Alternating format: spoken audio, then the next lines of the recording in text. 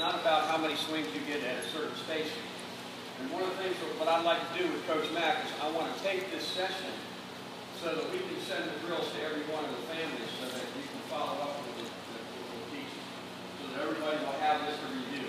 Hey, I like this drill, I don't like this drill, but I thought you guys did a great job yesterday. We really worked on our lower half and getting a good base. Anything we do with sports, we have to have a good foundation. And a lot of guys came in here with feet together, weight back on their heels. We talked about a quarterback is bending the waist. Okay, I hear a lot of guys talking about bending the knees. I would rather you bend the waist and soften your knees, much like a quarterback would take a snap underneath the center. From here, I'm in a good hitting position. I'm 60-40. My knees are inside my feet. My weight never gets on the outside of my post leg. This is what we're trying to achieve. If you can do that, you have a chance. Remember the example of Michael Jordan. If I was going to guard Michael Jordan defensively, I better be in a good position or he's gone. I want a little bit of flexion. I want to be in an athletic position so that I can move. If I was going to jump from right here, I wouldn't have much to jump with because my legs are straight. But from here, I'm more explosive. I'm in a good, ready position. This is what we're working on. So don't overlook the obvious. Get yourself in an athletic position. The other thing I'd like to see you do a little bit more is get the bat in your fingers from watching you guys yesterday. A lot of you have the bat back in your palms. Tight muscles are slow muscles. These are the muscles that we eat and write with. There's a lot of speed in there. And if I get the bat back in my palms, I'm going to get this type of action. I'm going to get a slow bat. My hands are going to tighten automatically with the adrenaline of the game. So whoever's behind me right here, on a scale of about a 0 to 10, I should be about a 2 or a 3. Because when that pitcher's ready to throw, my hands are going to tighten up. But if I start tight and try to do this, I'm not going to be able to release the bat. My levers aren't going to work very well. So let's really concentrate. The example I always use is, you want to grip the bat like you have a bird in your hand. You don't want to crush the bird. You don't want the bird to fly away. Okay? So the more we can work on relaxing those hands a little bit, and I know a lot of coaches told you line up your door, knocking knuckles. I just don't want to get into this situation. One other thing I saw yesterday, a lot of guys, and we're going to work on this today, a lot of guys standing like a statue waiting for the ball to come. If I'm playing tennis against Venus Williams, she's a big, strong, athletic gal, and she's serving the ball on the other side of the net. What am I doing on the other side of the net? Right, I'm here, I'm moving, I'm ready. I'm ready, waiting for the ball. Tiger Woods gets ready to hit a golf shot. Okay, Bernie Els gets ready to hit a golf shot. What does he do? He picks his feet up a little bit. He waggles. Why is he doing that? Anybody have an idea? Why would I do that? Right, stay loose, get the tension out of the body. It's a good teach. So today, I want you to implement that a little bit. While you're waiting for the pitch, give yourself a chance to have a little bit of movement. Pick your feet up a little bit, a little rock and roll, so that when that pitcher is ready to get here, you're ready to go into your load. I want you to be alive. I want you to have some type of motion so that you can offset. The pitcher's the song, you're the dance. When he shows his rear, you show him yours. That was one of the best teachers I ever heard. We were with the Giants back in 1989, and Rocky Bridges, an old-timer, Jim Lefevre was given a hitting lesson about trigger load. And Rocky said, there's nothing to that, Jimmy, old boy. He said, keep it simple. He said, when the pitcher shows you his rear, you show him yours. To me, that's good teaching, because it's very, very simple. Your idea is to arrive on time. This is why, and I can't express this enough, when you do your training, this is your spring training right here. When you come into a hitting facility, that you always go to the opposite field first. You take pitches first. I want to get you here. When these hitters go to spring training, they don't even hit a ball the first 3 or 4 days. Pitchers are lined up. They're in there 10 days before the hitters. They go down to the bullpen, and all they do is say, hey, let me see Rinky. Okay, and then they go left-hander. Let me see Chen. And they just stand in there and they do that. And they're working on staying closed and getting the hands back. That's why I had you do this drill yesterday. Every drill has a purpose. A couple guys yesterday landing on your heel. I want to get you more on the ball of your foot.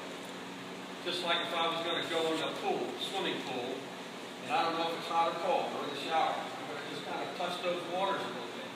I'm not going to just dive in there. It's a soft land. Some of you guys are landing hard. That's going to cause your head to move. It's soft. Just like I'm stepping on a pillow. Foot down, hands back. If I'm going to throw a punch, I'm going to do this. Okay? You got to get it started. You got to get it moving. This is what we're trying to do. Okay? Now, I've added a couple things to our drill series today. We're going to do a lot of the same things, but I've added a couple things. We're going to work on our path today. Okay? We did a lot of lower body work today. We're going to do some upper body work. Just take a look at that real quick. You can see that Adrian Gonzalez hands are where? What's the word I'm looking for? That's a behind view of what I'm trying to accomplish. And what I'm going to do here is I'm going to draw a line, a red line, straight down by that backstop. And notice the path of his hands. He is coming from where? What's the word I'm looking for? Come on, give me the word. He's coming from where? Who said it? Great answer. He's coming from the inside. What most of us want to do is take the bat and go around the ball. Like so. That's the long way. That's the long path home. You with me? See it? But he's coming from the inside, which is a short, compact swing. So as a teacher, how can I help you guys with the route or the path of the bat? And one of the drills that we're going to work on today to achieve that, and you've done this before with the fence, but I'm just going to put a tee up against this net, or this fence, and for you guys that are getting long and around the ball, you're going to hit that ball. I want you to be swinging right down this line so that you're staying inside the ball and you're not releasing this angle too soon. Are you with me? Another drill that I'm going to do, come on, stand up here. Come on, face me. You're right in here. He's right here. This is right. Stand up there and face this way. Now get in your stance. That's real good. He's very athletic. 60-40, his knees are inside his feet, his elbows are down, he's working off his back shoulder. That's the thing. That's a pretty good setup right there. This is what we're trying to achieve. Now, if I have a youngster, give me that ball right there. If I have a youngster that's having trouble with this, if I'm a parent or if I'm a coach, I'm going to stand to the side of him and I'm going to walk this ball up and watch where his hands go. Right here. That's right where he should be. He's approaching the ball from the inside. This is a good drill. A lot of guys say, I don't like this drill. You know why they don't like it? Because the coach never tells them why they're doing it. But if you're trying to achieve a good bat angle, and it's important for the teacher to walk it up, you can see where his hands are in a good position. And now because the ball is going away from him, what does he have to do? He has to chase it down the line, and he's going to create some extension. So we're accomplishing two things with this drill. We're working on that path, and we're working on extension. That, here's a good drill that's simple. And you know what? When I go watch college and high school coaches and players, they can't do it. Remember the old days, your parents, we used to play 500 pitchers Mount Poison. We used to play all day long, and we used to do what? We used to throw the ball up and hit it out of our hands. And you might say, well, what's the big deal? But tell me what you see right here. Tell me what you see if I throw this ball up, where my hands have to go. Absolutely. My hands go back. And what do good hitters do? Their hands go back. That's why I keep running these drills through you. So a good teach is something, and don't tell me that you don't have anybody to hit with, or that you don't have balls, or you don't need a machine. You can do all these drills on your own if you really want to get better. That's why we're giving it to you. Every drill has a purpose. Now most guys can't hit balls out of their hand, coach, right, anymore? They throw the ball up behind them over here. It's brutal. It looks like I don't know what. Okay? So, to give them the feel of it, put the ball on the tee, have them pretend they throw it up, go back, and now hit the ball. Eventually, they should be able to throw the ball up and hit it out of their hand.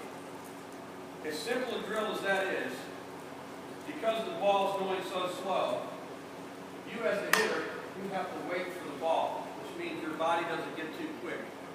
And you're developing a very, very good drill, a good skill. And that's to get loaded and to get here on every pitch. Are you with me on that? A little self-talk. Okay? All right, let's review. Let's walk over here and let's review the drills. Still? Because I want you guys to be able to take this with you. Why don't you hold it? The drills that we did yesterday. I hope, Steve, it's okay to take this a few minutes, right? And I want you to do it. I want you to do it just like you did yesterday, but I want to add something. Okay? All right, we did the fake bunt drill. We did a fake bunt and brought the bat back. Why? Because by doing this, I'm into what? I'm into my legs. And I'm trying to achieve this position. Okay? Give me good information, coach. Show me what to do. I'm going to work on it. By doing this, has nothing to do with bunting. What it has to do is staying in your swing. See how I'm using my legs? I want to keep you grounded. So we're going to continue to do this drill. We also did the Tai Chi drill, where we're going down the line, you stride, I get the foot plant, and I'm letting my rotation of my body peel the foot off the ground. What most of you guys do is you give me a false, you give me one of these, and I'm using the small muscles. The expression I like is, let the dog wag the tail, not the tail wag the dog. You with me? This is a crucial drill for you because it will give you the feel of the big muscles. My foot coming off the ground is a result of a good weight transfer. But what I often get, and you guys will hear coaches say switch the butt, but they do this. There's no weight transfer. There's no big muscles being fired. So I want you to really work on this. I want you to do it slow when you feel that resistance and that separation.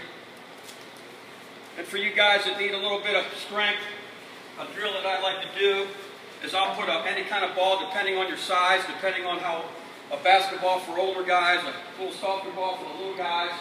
And what I want you to do when you do this drill, I want you to swing across your face. I don't want that where you flip your hands. I want you to stay through this ball with a little authority. You're building some hand strength, and you're also working on your weight transfer because I'm going to walk this up with some authority.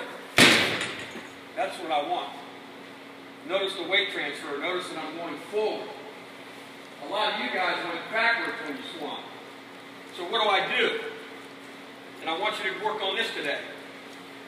If I have a youngster, because all these coaches told my kids to squish the bug, here's what happens. See where the weight is? There's collapse on the back leg. The ball goes behind you. When your kids are working off a tee, put a ball there today. You know how you stand around, you wait for your turn? You can always be working on something. Okay? Go ahead and put it there. Say, hey, coach, you know what? I'm going forward when I swing. And that's why when I do this drill, look where my hands are, too. Where do my hands have to go? Huh? They got to go back. Whenever I hold my, that's why I had bat on the shoulders yesterday. Hands have to go back. So right now I'm creating a good teach. I step in, I get sit, and you can even stop right here and get the feeling of staying sideways a little longer. Most of us want to open up too soon. We want to leak our front side. You with me? So we're going to work on that a little bit today. All right, come on over. Great job. We talked yesterday, I'm going to add one other thing. We talked yesterday about, and I hope you don't mind me taking the time to do this, because we're all going to, I'm trying to give you good information.